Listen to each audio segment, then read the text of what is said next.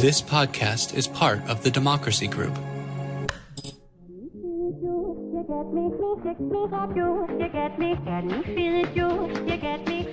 Welcome. We are talking politics and religion without killing each other. I am your host, Corey Nathan, and it is an honor to be a part of the Democracy Group, a network of podcasts that examines what's broken in our democracy and how we can work together to fix it. And before I move on, I got to say that the Democracy Group is an actual network, and the folks at Penn State, they do a great job of putting us together and helping us to collaborate, but it's really an idea. And what I'm learning is that there are folks beyond our formal network that really are working in common cause with the idea of what we're trying to do. I just want to say that as a preface because our conversation today definitely is in that spirit. Before we move on, please remember to go to Apple Podcasts. I've been saying this for a few weeks. Go to our feed on Apple Podcasts, scroll a few episodes down to where they let you put a rating and write that review. It makes a world of difference. I can already see that it's making a difference. Why is that important? Because the guys who are at the top of the list are the screamers and the extremists, and they don't need any extra help. But Apple will be forced to take a look at us the more reviews that we get. So go ahead and do that. And it helps other sane people who love our democratic republic and love these more civil conversations discover these shows like this one, as well as these conversations, as well as Beyond Politics. And more folks can participate in the conversation like the one we're having today with Matt Robison. Matt Robison is a writer, podcast host, and political analyst who focuses on trends in demographics, psychology, policy, and economics that are shaping American politics. His work has been featured extensively in Newsweek. Had a great piece just a week ago in Newsweek. It's been featured in Alternate and Raw Story. He is the co-host of Beyond Politics, as some of this audience already knows, and hopefully a lot of the TPNR audience will learn a lot more about. He's the co-host of that podcast with former Congressman Paul Hodes, broadcast on WKXL in New Hampshire. He spent a decade working on Capitol Hill as a legislative director and chief of staff to 3 members of Congress, and also worked as a senior advisor, campaign manager, and consultant on several congressional races. In 2012, he ran a come-from-behind race that made national head. I think that was over on the Massachusetts side as the biggest surprise win of the election. He went on to work as policy director in the New Hampshire State Senate, successfully helping to coordinate the legislative effort to pass Medicaid expansion. Matt has a bachelor's degree in economics from Swarthmore College. One of our favorite analysts and writers is from Swarthmore as well, Will Salatan, I believe. And he also holds a master's in public policy from the Harvard Kennedy School of Government, and is married, has kids, it seems like a really wonderful guy, although, our sources will be double checking just to make sure. Looks can be deceiving, man. But hey, thank you. That is maybe the nicest introduction I've gotten, well, certainly in a long time. Let me tell you, as a Swarthmore person, obviously I went to college in Pennsylvania, and listening to you talk about the Democracy Group and the Penn State tie-in, it just triggered for me my one in-state visit to Penn State. Did you know that they have a research effort at Penn State that looks at grass and that focuses on developing better breeds of grass? And they had this small field of grass that was the most pristine grass I've ever seen. Not that kind of grass, like, the kind you'd play football on. And it was so good looking, I kind of wanted to lick it. It was delicious looking. And anyway, I'm sure they also do amazing work on democracy. But when you bring up Penn State, all I can think of is Joe Paterno and grass. There you go. Yeah, it's in the middle of nowhere. You have to drive 2.5 or so hours from Philly, or 2.5 hours or so from Pittsburgh. But the ride out there, whether you go on I-80 or the Penn Pike, it's actually a really nice ride if you don't mind driving a little bit. I always enjoyed that drive. One of my best friends and his wife met there and went to visit them.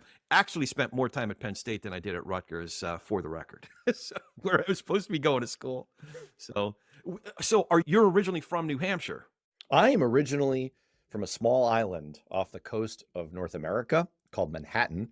And I've done like incredible work to try and get rid of my accent. And I've been told that I have a totally neutral accent now. And I challenge people to guess where I'm from.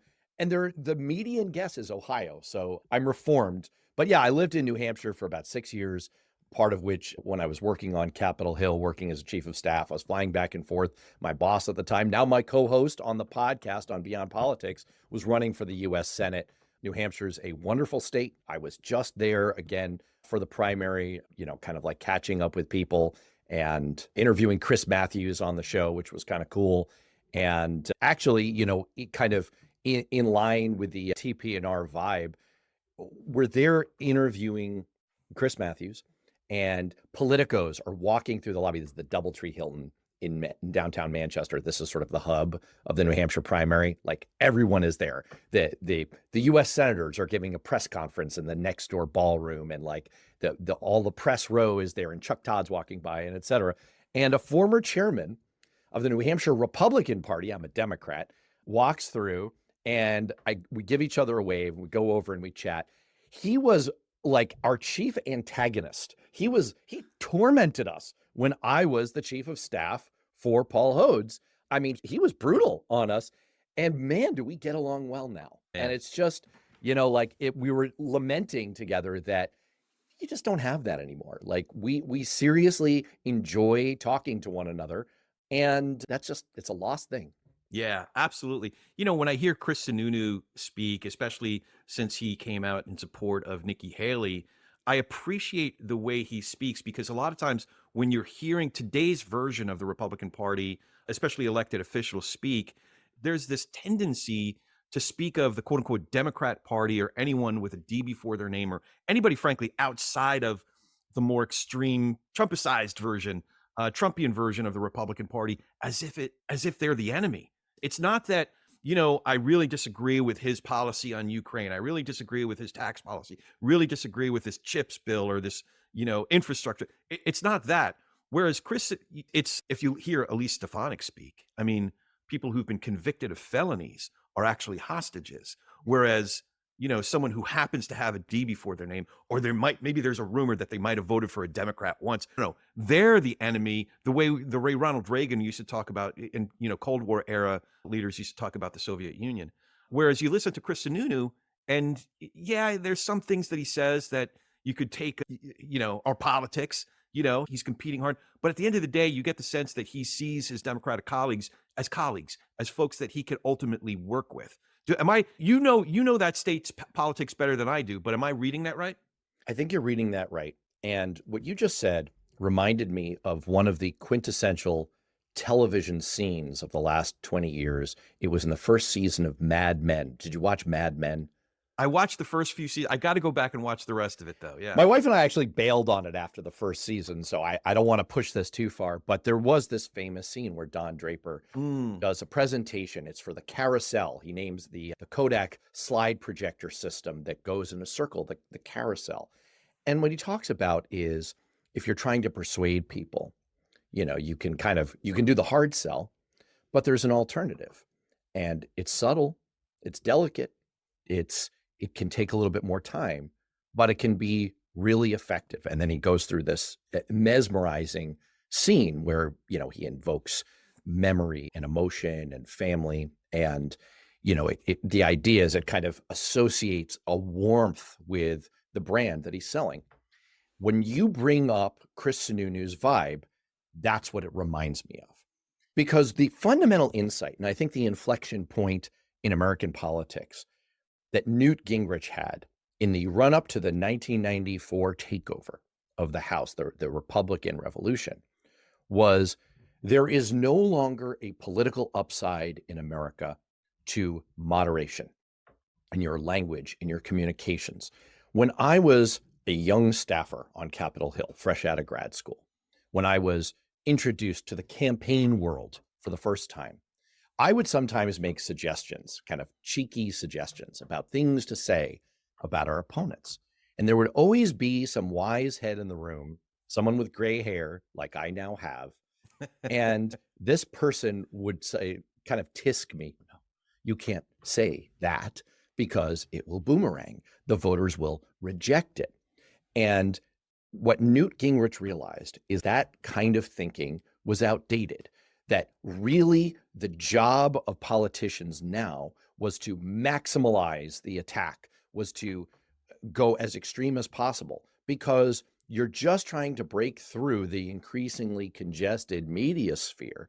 And the people you're targeting are not the people who are already with you. It's like the vast middle. They're only picking this up a little bit sometimes. So if you dilute your message, you're diluting the effectiveness of what you're trying to get across, which is activating hatred, loathing, distaste of the other side. Yeah, and fear of the other side. And that brings me back to Don Draper, because Newt Gingrich, his insight was correct. You've seen it. I mean, it was horrible. It's destroying America. But analytically, in terms of effectiveness for your side, he wasn't wrong. And you've seen both parties, and I'm doing it here as a Democrat, you've seen both parties lean into that kind of approach in their messaging. What Chris Sununu tries to do, what some remaining politicians try to do, is more of the Don Draper carousel method. It's slower, it's subtle, it's very delicate, but it can be very effective because there is a vast audience for that kind of thing. And yes, I think you're right. I think it works. He's one of the most popular governors in America. He's fundamentally untouchable politically inside the state. And it's because he's taken the time to cultivate this kind of a non-nasty, non-attack dog image, and he's put some effort behind it. And it's a more and more rare pathway in American politics. Well, I certainly hope that is something that we can see as, a future, that it's latent, it has widespread appeal, longer term appeal. So one can only hope, right? Whichever side that you lean, whether it's center left, center right, or somewhere in that general zone. Before we move on, I wanted to tell you about something else that's important. Money. Specifically your money. In all seriousness, I wanted to tell you about my advisor and my friend, George Meza. George runs Meza Wealth Management. And with George, it's not just about money. It's about helping us manage our present and plan for our future. And unlike a lot of other firms out there, George and I actually have a relationship. He knows me, he knows my family, and I know his wonderful family. I also know his firm and the incredible team he's put together, from his chief investment officer to some of the other great people in his office, like Jessica, their head of operations, that are always there to help me and with all aspects of our portfolio. You see, the thing is, I got a lot going on. I guess we all got a lot going on, and I don't have the time to watch our investments all day, every day. And even if I did, I don't have the experience and expertise that George's team collectively has. So we get the entire Meza Wealth Management team, all their expertise and all their integrity. And again, it's based on George knowing me personally, knowing my goals, and even the kind of risk that's appropriate for me to take, which, by the way, could change from one season to the next. And they're on top of all of that. So if you want George Meza and Meza Wealth Management to be on your team, just visit their website, mezawealth.com. That's MEZA wealth.com, www.mezawealth.com. And that will also be in our show notes, so you can check that. And now, back to our show. I want to back up for a second, though. So you grew up in the city, in Manhattan. First of all, what neighborhood were you in? I was on the Upper West Side of Manhattan. And, every area of New York considers itself culturally superior to every other area of New York. And my area was no different. We consider ourselves the real, like the best of New York. So how far, like up in the 70s, 80s, how far west? Duke Ellington Boulevard. I literally grew up across the street from Duke Ellington's house. Oh, how about that? Also, one block south of a famous Civil War battle in which the Revolutionary War, in which a Revolutionary War General Franz Sigel is memorialized with a statue at the end of my block, which is why I sometimes describe visitors to visitors how to find my house. It's right across from the horse's ass that is staring down my block, 106th. You can find the street where I grew up. Just drive down and you're staring right into a horse's rear end. So, okay, so staring into the horse's rear end of, albeit a Revolutionary War hero's horse, I'm reading Tina Nguyen's book. I highly recommended MAGA Diaries. And she describes growing up in Massachusetts. Her mom was an academic, got a graduate degree, PhD from Harvard. So they were in Cambridge. And she describes growing up seeing these historical markers and going to school with Kennedys and, these kids that were legacies of American history, and almost by osmosis, it's seeping into her interest. And so I'm curious, is that where the horse's ass of the Revolutionary War, is that where you developed an interest in civics and politics and American history? Yes, it came right out of when you think Matt Robison, think horse's rear end. That's, believe me, plenty of people do. I'd say that what informed me later, and I didn't connect the dots until later, growing up, was I was growing up in New York City in the early 80s. I grew up there during the heart of the crack epidemic. I attended New York City public schools. Mayor Koch, how am I doing? Mayor Koch. I was raised politically in an environment where, first of all, when I was in the public school system, I was one of the handful of white kids in the school. And my mother tutored some of my classmates, and they were being failed by the school system. The schools were failing them. I had classmates in 4th grade who couldn't read, and it brought them to tears with shame. And let me tell you, these were smart kids. Yeah. These were my friends. And when I later had to do an exercise when I was at Harvard, when I was in grad school, thinking about making a campaign announcement as if I were running for Congress. And one of my mentors there, again, very much in the vibe of your show, one of my mentors in grad school was Mickey Edwards, who was a right-hand man to Newt Gingrich, about as conservative a Republican as you can find. Again, I'm a Democrat here, but, from a time where you could learn from people from the other party and respect them. And I did. And he had us do this exercise where we had to think about, what is your connection to something that shaped you politically? And what I reached back to was, if I were ever going to run for Congress, which I promise you I will not, because my wife has threatened to cut a campaign ad against me because she does not want that. And some of my best friends in the political consulting world have offered to produce it. So this is never going to happen. But if I were to run for Congress, what I reached back to was, I was going to stand and announce my campaign in front of that school and say, this is where the government, the system failed my friends, failed a generation of young Black and Latino men and women. And I'm running to be in the government so that doesn't happen to the next generation.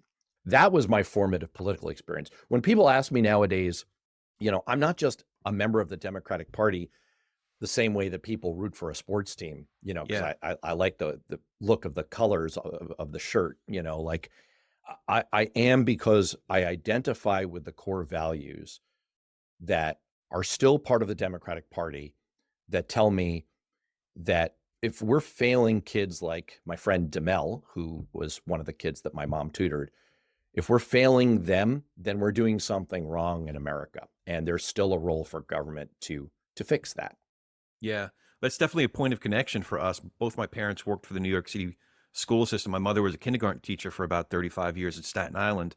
My father was, for most of his career, he was a teacher at first. He was an administrator at one part. Most of his career was a guidance counselor for inner city schools, in particular a vocational technical school.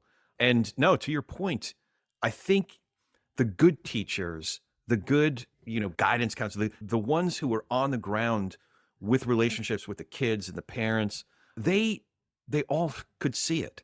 They all could see specifically what was wrong with, quote unquote, the system, but they all felt helpless in a way to do anything about it, So maybe that's a whole other conversation that we should get into, a whole other episode. But I was curious, so that's when you started forming your political outlook. To what degree, at what point did you decide politics, political campaigns, being a staffer? Was it Swarthmore that you kind of got clear on that direction, or was it even earlier than that? It was It was later. I did have some seminal experiences at Swarthmore. I was in college during Bill Clinton's 1992 campaign for the presidency. I volunteered to go do a press conference. At the time, George H.W. Bush was running a lot of ads questioning Bill Clinton's military capabilities, his credentials. Was he tough and experienced enough?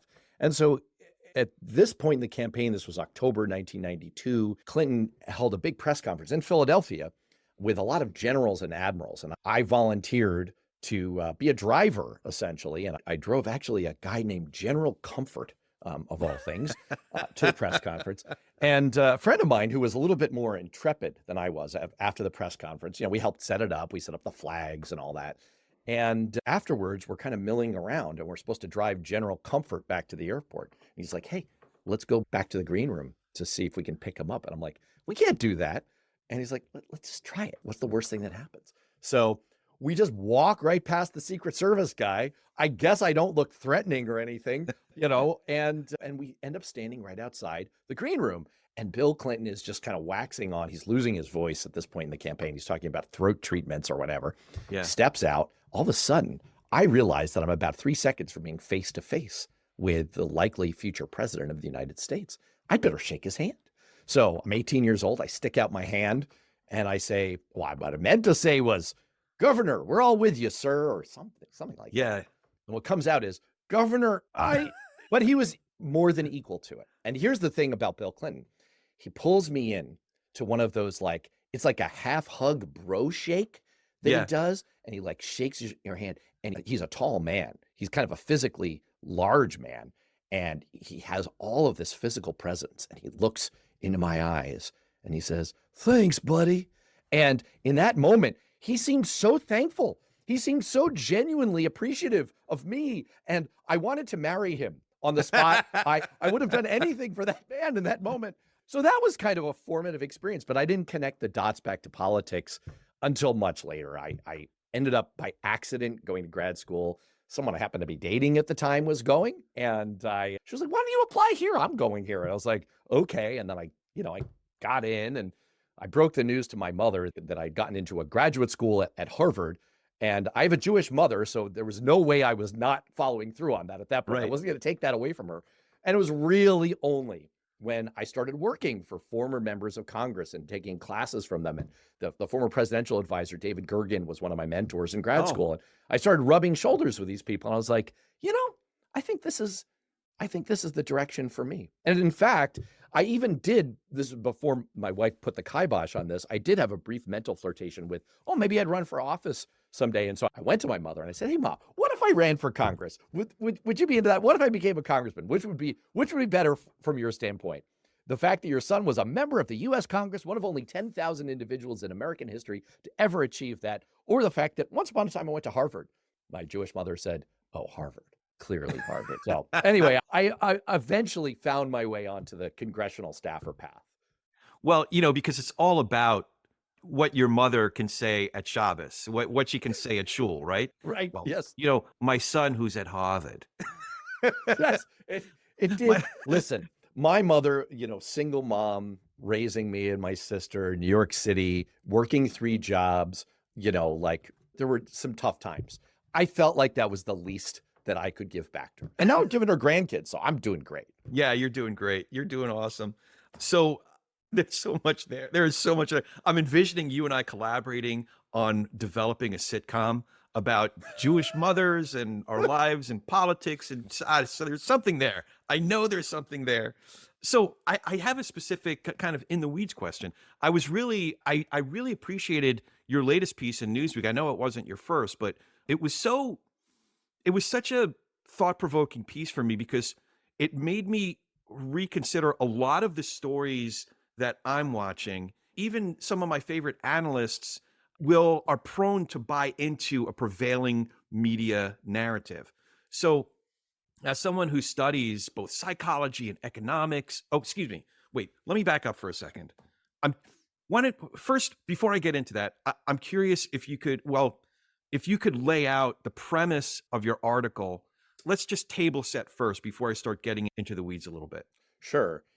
I wrote this right after the Iowa And my point was that the media had, I don't know if I can't remember if the editors put in the clickbaitier title, like epic fail for the media or something like that. Yeah. 10 ways that you can lose weight and discover that the media is failing. My basic contention was that there was a herd mentality, and I ran down all of the major news outlets and what their headlines were and the adjectives they used to describe Trump's victory: romp, crushing defeat, et cetera, et cetera. And I said, well, hold on a second. Let's interrogate this a little bit. Let's just apply a little bit of critical thinking to it. The man got half the vote, and only 8% of registered Republicans in Iowa bothered to show up. And don't give me this blarney about, oh, it was cold. Really, there's 1,600 caucus sites in Iowa, okay? If you go to an Iowa caucus site, you're rolling down the street in your minivan to your neighbor's basement. Like, that's not a barrier here. 8% were motivated to show up, and he got half of them. So he got 4%. And underneath that, you had entrance polling indicating that one third of the people who showed up would not consider Trump fit to serve as president if he were convicted in any of the cases pending against him.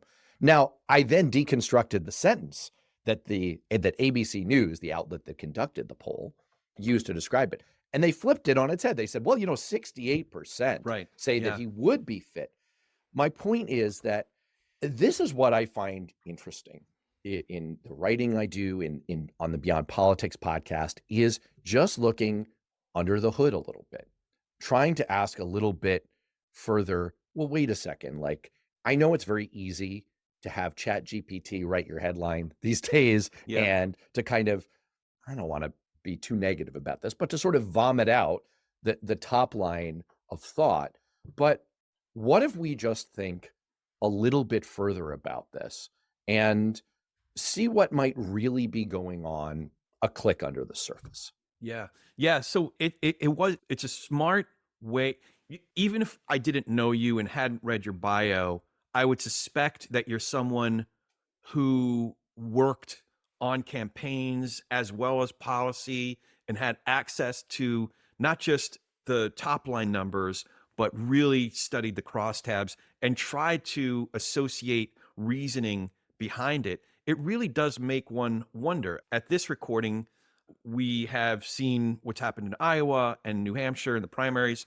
So if you compare your premise to what happened in New Hampshire, Biden wasn't even on the ballot in the Democratic primary, and yet he won by 7:05 Eastern. He won in a landslide. He wasn't even on the ballot, and yet here we're talking about same types of descriptors for Trump's victory. He won by all of 11 points. But he's essentially the what do you call it? The president, the incumbent. He's essentially the incumbent. And wouldn't the story be that the incumbent lost about 40% of the most hardcore voters of his own party? Wouldn't that be the story? Biden's returns in New Hampshire certainly were a better showing, we could say. The other thing is, if you look at what actually won the race for Biden in 2020, some of the smartest analysts and numbers guys, I was mentioning to you before we got on the air, someone I've become friendly with, a guy named Mike Madrid, his magic number was what he called the Bannon line. They determined that if they could persuade 5% plus or minus of Republican voters to either sit out the race or preferably vote for Biden, because voting for Biden is a +2 instead of just a +1, in key states. They identified four. I think they identified the four that everybody was talking about: Pennsylvania, Arizona, Georgia, and Wisconsin. They expanded it a little bit when they had some room to get into Michigan and Minnesota and Nevada. But really, it was those first four states. And they ended up getting about 10 to 12% and it was suburban, college-educated, Republican voting women that ultimately voted for Biden, in particular in those four states. And arguably that won the election for Biden. Now, according to your numbers, you say about a third of Republican voters that have come out said they would absolutely not vote for Trump if he was convicted. I'm curious about a more specific question, and I've only seen it in maybe one or two decent polls, which is of Nikki voters who would absolutely not vote for Trump, regardless of what the reasoning is, who would just absolutely not vote for Trump of Nikki voters. And I'm seeing numbers upwards of 20%. Now, and now I'm getting really geeky here, and I'm just an amateur numbers guy, but this is what I'm seeing and what I'm learning from really some smart analysts is if you're looking at 20%, even if you're accounting for some of the leakage that Mike's also talking, Madrid is also talking about, how he's done a lot of work on Latino voters and how the Democratic Party has been leaking Democratic numbers to Latino voters in particular over the last few cycles. Even if you account for that, 20% is a pretty big number. So it's, I don't know, for folks who are not big fans of Trump, anybody who knows me, I'm not a big fan, and rooting against his second administration of his, then I don't know, that looks like, what do you think? Am I being too rose-colored glasses, or am I on the right track? I think you're deeply on the right track. And my core point in the article was to also raise the issue that we're engaged in parallel conversations politically in this country. There's a conversation happening among, let's just call the political elites, what in the trade we call high information voters, the kinds of people who, look, if you've read the New York Times, just for all of our listeners here, if you've read the New York Times in the last month, you are in the 0.1 percentile of high information voters. Most people don't do this. I have a friend, a former colleague, who is a very high level campaign consultant, who only reads USA Today and local papers because he wants to experience the news the way most Americans experience the news. One of the smartest people I ever worked with on Capitol Hill, he was Rahm Emanuel's right-hand man. He actually has a great podcast himself. It's called Staffer. You know, he once said on my show, on Beyond Politics, that you have to realize the fundamental insight is that most people are only getting all these issues we talk about. They're only getting it a little bit, sometimes, right, in between going to the grocery store and getting the kids to soccer practice and going to work and living their lives. And so what you're speaking to with this 20% is people take their cues from signals that they see. They use what Daniel Kahneman, the inventor of behavioral economics, the psychologist, calls heuristics, these signals, these simplifying signals. Nowadays, the most simplifying signal for most people is D or R. Are you a Democrat or a Republican? That's the easy mental shortcut to boil things down. And you don't have to interrogate things much further for most people because they're pretty partisan. What I was trying to argue in Newsweek, and frankly, what I'm trying to argue overall on Beyond Politics is, we have a responsibility, all of us who are kind of in the cloud of the media, to present people with that kind of more thoughtful information, with some critical thinking, because they are taking their cues. They're looking for mental shortcuts to decide how to vote and how to think about really complex, nuanced issues that they don't have time in their lives to think about. Voters are intelligent people. I'm not demeaning people who are low information voters. I'm saying that they have different priorities in their lives and they're applying their considerable intellects to other things. And so I think it matters that the way things like the Iowa caucus or the New Hampshire primary are covered. I think the media narrative matters. And I think it changes people's behavior. And so when you cite a number like 20%, or your friend Mike Madrid's citing, Latino voters, the Democratic Party is bleeding them a little bit, you have to ask yourself why.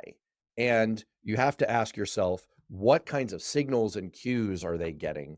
And how can we help add a little bit of useful information to nudge those signals and cues back to a place where people can make smart decisions from them?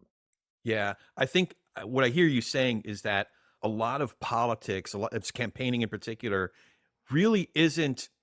A lot of folks get frustrated because they want to snap their fingers and have the perfect slogan or the perfect rhetorical punch to deliver to their supposed opponent, and then everything will change. The entire race will change. But I think what I hear you saying is that it doesn't work that way. It's really trench warfare. You're fighting for, a foot here, a foot there.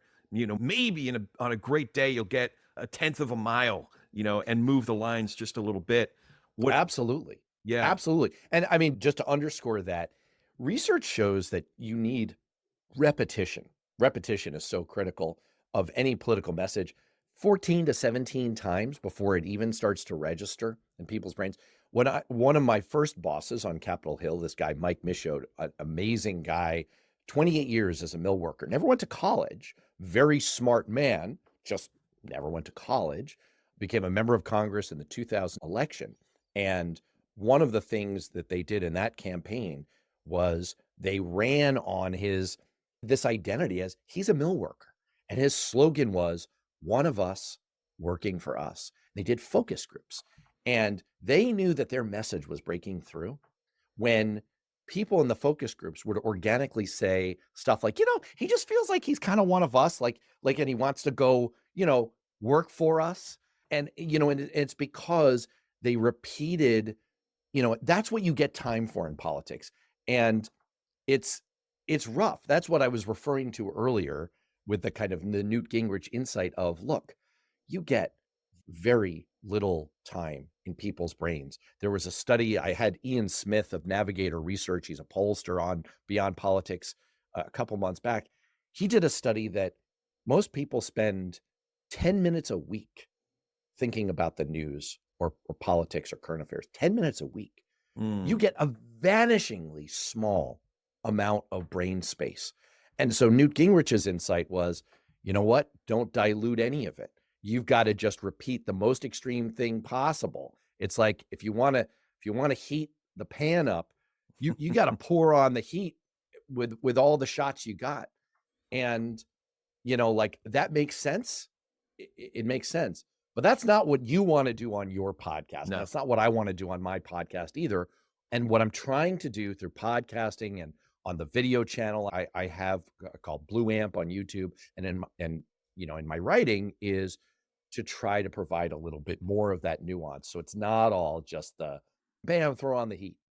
Yeah. So one more in the weeds question while we're down this rabbit hole, and then the TP&R question. So this is what I was going to ask before. As somebody who studies the way both psychology and economics impact politics, how do we explain Biden's lack of support, even among moderates, on the economy through his first 3 years? I think you're already describing some of the reasons behind that. But as I did a whole edition on the actual numbers, the numbers are all that's Charles Mingus III. He always wants to participate. He says, no, I got something to say. So all the indicators. You've got a bebop dog. I like it. That's right. Good. Yeah. Okay. I guess if you grew up across the street from the Duke's house, then you would know Charles Mingus, of course. So I had a jazz radio program in college. That's what kind of a nerd I am. Talking about formative experiences. Anyway, go on. So, I mean, if we're looking at it objectively, all the numbers are strong. If, all the major macroeconomics are either strong or at least improving in the case of inflation, is there time to turn it around? And if so, how does Biden's team do that? So we could spend the rest of, we're going to make this a 2-part episode, right? We're going to do half of this in your feed, half of this in my feed. And you and I could talk about just this question. We could unpack just this question. This would be like, the Mishnah. We could do a Talmudic analysis on this question for the next hour. I barely scratched the surface. I think the science fiction writer Isaac Asimov once wrote an essay called Lost in Non-Translation about how when you translate from one language to another, you really miss critical nuance. And, he told the story of Ruth from the Bible. And he said, look, what's lost is the difference in the tribes in that story. And when Ruth says, I will follow, now I'm getting into, we're talking religion. We're getting into turf, man. Yeah. His point was, you have to think about the divide in that story. Think about Ruth as Black. and the rest of the people in the story as white. That's the kind of societal divide. And you miss that because you miss the cultural context that you're dealing with in the story. It's what you're missing in non-translation. I contend that the same thing is true when it comes to public opinion polling, that there is a lot that is lost in non-translation. The translation comes between the kinds of terms, the language that political professionals use and what actual humans use. And that's a Venn diagram that has a very slim overlap, right? Political professionals, actual humans. Well, one of the criticisms that I have of questions like approval rating for the president, how do you feel about the economy, is that you're asking people either binary questions, approve, disapprove, or you're asking them questions that make sense in your terms as a political elitist, but don't make sense in the same terms to real humans. Think back to the debate in 1992, Bill Clinton, George H.W. Bush. And it was the second debate, and it was the one where they let audience members ask questions. Yeah. And the woman stands up and she says to George H.W. Bush, how has the deficit affected you personally? And then he got wonky. And he got wonky. Yeah. And he missed it. What was lost in non-translation was that to this woman who, look, you know, she knew she was going to get to ask a question. She thought about it in advance.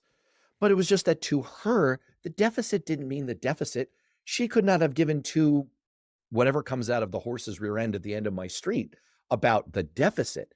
She meant the recession. Yeah. She meant the economy. Right. And so we're not even speaking in the same terms. It's not a lack of intelligence or education on the part of this person or anyone else that's responding to these polls. And so when people tell pollsters, which they are, that they view the current economy as worse than it was at the height of the Great Recession in 2008, what are they saying? Well, we have to think about that. We have to unpack that. What they're saying is they don't like that the relative prices are a lot higher. That's having a real impact on their lives. They don't like the level of insecurity and economic upheaval that they've experienced in the last few years. And they don't like the news that they're reading. People are talking about a vibes session. They don't like the vibes. Where does that come from? It comes from the media. But as you say, all of the measurables that economists talk about, I was with the economist Mark Zandi on his program, Inside Economics, as a guest a few months ago. And we were talking about this, like all the terms that Mark Zandi would use. You know, the economy is doing absolutely gangbusters. It's an economic miracle what we're going through right now. But that's not what people are feeling. And I'll just close out this. Like I said, I could talk about this for an hour. I'll just close out by saying that I very much think the same thing is true when it comes to Biden approval. When you ask people, do you approve? And they say no, what are they saying? What's lost in non-translation there? If you could get people to describe in their own terms, what are you feeling? I think often what they're feeling is, I am unhappy. And it's like if you have kids, right? Like when you have a baby, one of the insights that new parents have to go through is when the baby cries, that's their way of communicating. They have basically an on-off switch. They don't have a lot of options here. And when people get the option to tell pollsters disapprove, that is covering a pretty vast waterfront of things that could be making them unhappy.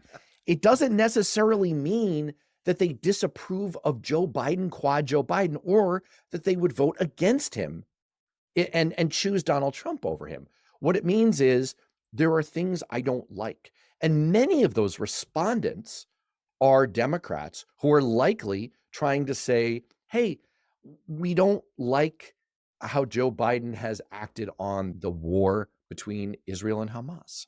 We don't like some of the language he's used on X. We don't like how nasty the news is.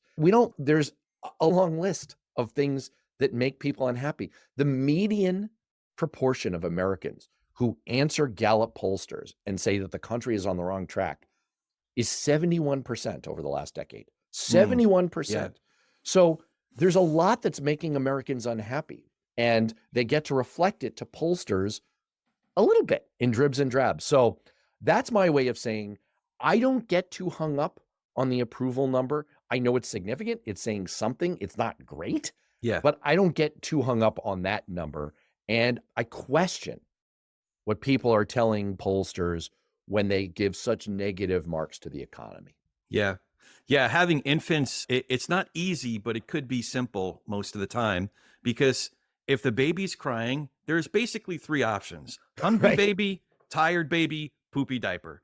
So I think we could probably win a lot of campaigns if we could just figure out hungry baby, tired baby, poopy diaper, and address those needs. Yes, exactly. Hey, I have an idea for you here. I Yeah. think we should do this live as part of we said we were going to break this up into two Yeah. parts. You've gotten us into the weeds. You've Okay. gotten to question me. I think we should break up the show right here. I think we should just launch right into part 2, I'm put that game. over in my feed, and I'm Yeah. going to turn the tables on you, and I'm Okay. going to find out what horse's ass is staring down your dock.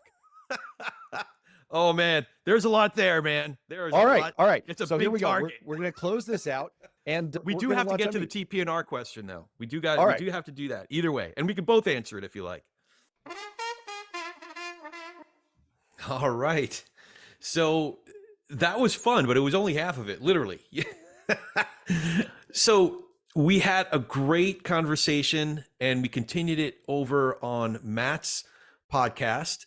Really easy to find his podcast. It's really engaging, really smart, comes from a place of experience, and is tackling a lot of the same. It's not that they're tackling a lot of the same issues. Of course, we're all engaged in what's going on a day-to-day, week-to-week, month-to-month basis. We're engaged in politics, right? But they're doing it specifically in such a way that I think is important to go beyond the punditry, to dig deeper into what's really driving our politics, our elections, our campaigns, and how to get issues from ideas and punditry to actual legislation. They really know what they're talking about. Great podcast. Really enjoyed getting to know Matt, and really appreciate what they're doing on Beyond Politics. So again, easiest way to find him is beyondpoliticspodcast.com. That's www.beyondpoliticspodcast.com. And as always, if you dig what we're doing here, definitely subscribe, rate, review, especially on Apple Podcasts. We could really use your help there. And tell a friend to listen in on what we're doing, having great conversations like these. We're adding that second episode on a weekly basis that some folks have been responding to, some very favorable, some not so much, which is okay. That's part of the gig, figuring out how to have better conversations across our differences and still being able to leave room to have our opinions and to form intelligent opinions. So easiest way to find us is politicsandreligion.us. That's www.politicsandreligion.us. You can find me online at Corey S. Nathan. That's Corey with an E. S is in Sam. Nathan at Corey S. Nathan. Now, go talk some politics and religion with gentleness and respect, and then go over to Beyond Politics to listen to the rest of this conversation, and have a great week.